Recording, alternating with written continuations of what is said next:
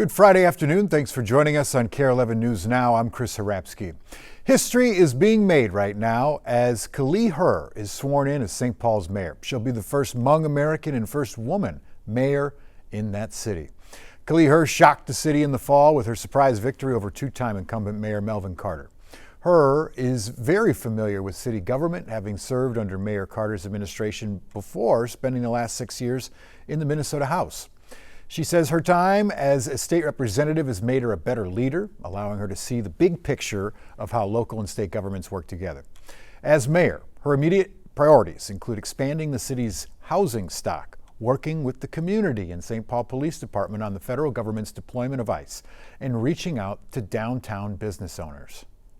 And if we can't get businesses up and running, if we can't get people to expand the way they want to, if we can't get housing developed, it's really going to hurt our progress. Like, those things have to get done. And we've already done a really good job of doing that analysis and figuring out what do we need to do to better align these processes.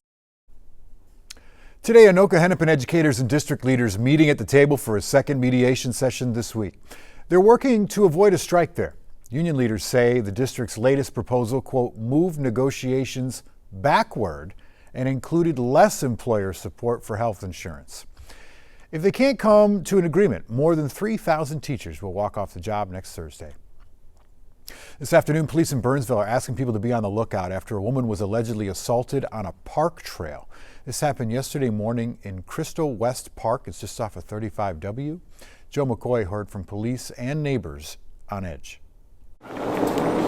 Burnsville police is increasing patrols in and around Crystal Lake West Park after a woman reported being assaulted Thursday morning on a park trail. A female victim reported that as she was walking in one of the trails in the park, she was approached by an unknown male. Chris Wicklund with the Burnsville Police Department says the two may have talked earlier on the trail and that they don't believe the suspect was lying in wait. The male is described as a light-skinned black male, 5'7", approximately 30 years old. Police say the suspect placed his hand over the woman's mouth and told her that he had a weapon. Thankfully, she was able to fight him off and get away. Almost every day I walk this trail, at least once a day. Joyce Ann Merriman Johnson says she has never felt unsafe on the trails, but that her dogs always make her feel protected. I go down into that woods part back there. There's some trails that are back there, which is really nice to walk. She lives across the street from the park and heard the news this afternoon when she got a knock at her door. Burnsville police officers came to my door, asked if we had seen anything over in the parking lot this morning about 8:15. I said no. Burnsville PD is encouraging nearby residents to check their home surveillance video for any clues, as the suspect has not been identified yet. We haven't had any other incidents like this, and this is kind of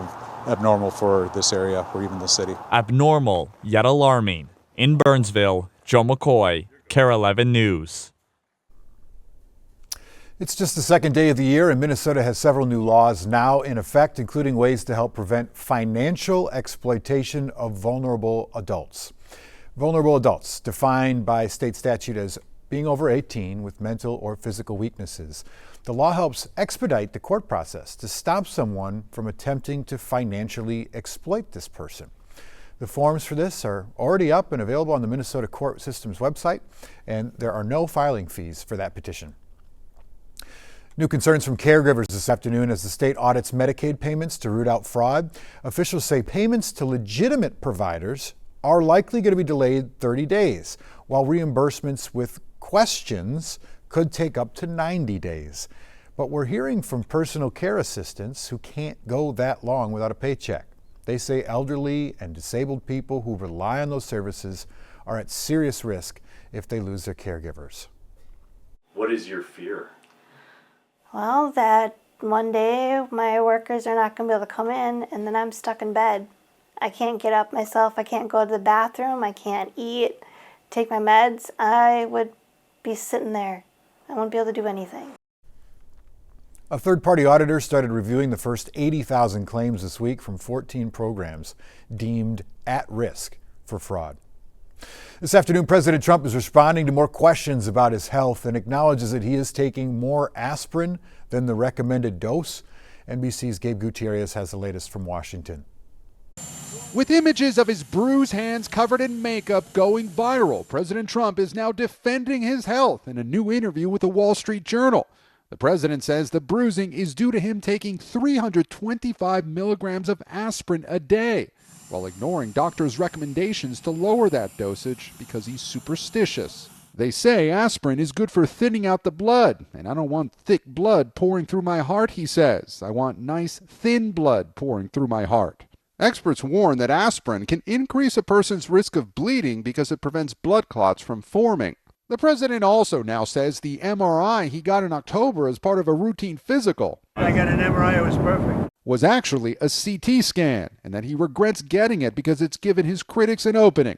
In retrospect, it's too bad I took it because it gave them a little ammunition, he tells the Journal. In a new written statement, Trump's physician says the CT scan was perfectly normal and revealed absolutely no abnormalities, adding the president's cardiovascular health puts him 14 years younger than his age. Trump has frequently attacked former President Joe Biden's health. We know he wasn't in the greatest of shape. While brushing off concerns about his own. You people are crazy. I'll let you know when there's something wrong. There will be someday. That's going to happen to all of us. But right now, I think I'm sharper than I was 25 years ago. The president now says he briefly tried wearing compression socks to treat conspicuous ankle swelling caused by what's known as chronic venous insufficiency, a non-life-threatening condition he was diagnosed with in July, but says he didn't like them.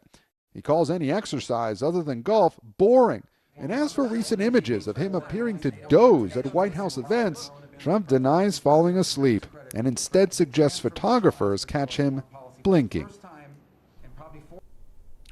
New today, President Trump sending a warning to Iran after deadly protests this week focused on the country's economy. In a social media post, he says if protesters are shot and killed, the U.S. will intervene. Some of those demonstrations have already turned deadly amid clashes with police there.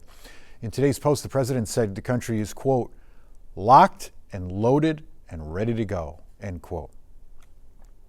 Developing news now, the FBI saying it thwarted a terrorist attack planned for New Year's Eve in Mint Hill, North Carolina. Authorities have charged Christian Sturtevant with attempted material support to a foreign terrorist organization. FBI said Sturtevant has been on their radar since 2022. So Mr. Sturtevant started on the internet. He started reading ISIS material, started going to ISIS websites, making TikTok videos, and eventually reached out to what he thought was a member of ISIS. In reality, was an undercover agent with NYPD in New York. He pledged his allegiance to ISIS with that undercover agent, and he disclosed his plans to, quote, do jihad soon. He then met a second undercover with the FBI, who he also thought was an ISIS participant, and he started to be very specific with his plans. He talked with that undercover agent, again, who he thought was ISIS. He talked about where he was planning to do this attack, which was at a grocery store and a fast food restaurant in Mint Hill, places that we go every day and don't think that we may be harmed. He talked about what means he would use to kill innocent people. He said he was going to wear a Kevlar vest and attack people with knives and hammers.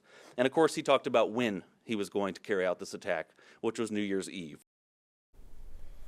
This comes less than 3 weeks since officials charged 4 people for allegedly planning bomb attacks on New Year's Eve in Southern California. A strong earthquake with the preliminary magnitude of 6.5 prompting evacuations in Mexico today. The earthquake hit southern and central Mexico, as you see the camera shaking there, sparking panic among residents and tourists and interrupting President Claudia Sheinbaum's first press briefing of the new year. Authorities say various landslides were reported around the Acapulco area, but no serious damage has been reported so far. And an update this afternoon out of Switzerland, where at least 40 people have died and more than 100 were injured after a fire broke out at a ski resort. Investigators say sparklers in champagne bottles likely started that fire. NBC's Danielle Hamamjian has the latest developments from the Swiss Alps. Well, we've just heard an update by Swiss officials, and they now acknowledge that the fire behind me at Le Constellation Bar on New Year's Eve likely started due to those sparklers that were placed inside the champagne bottles and then hit the ceiling, and that's how the fire started. They say they've seen those videos circulating online, but they say it's only part of the story and they still need to piece together the chain of events. Now, in terms of those injured, 119 in all. The vast majority of them, 71 of them, are Swiss nationals. The other are French, Italian, and other European nationalities. 50 of the injured will be taken or have already been taken to specialized units across Europe. That just gives you an idea of how overwhelmed the hospitals here in Switzerland have been over the past 2 days. Now, whether or not criminal charges will be laid remains to be seen. For now, as that investigation proceeds, the priority is identifying the dead, and they say they'll be working with a specialized team that will be collecting fingerprints, collecting DNA samples from families, looking for specific objects like jewelry that the victims would have been carrying on them at the time in order to identify the 40 who have died. They acknowledge how unbearable the wait time is for the families, but they are determined to get it right, and they say they are working day and night to make it happen. Danielle Hamamdjian, NBC News in Crans-Montana in the Swiss Alps. Stick with us. We got more news and weather coming up after the break.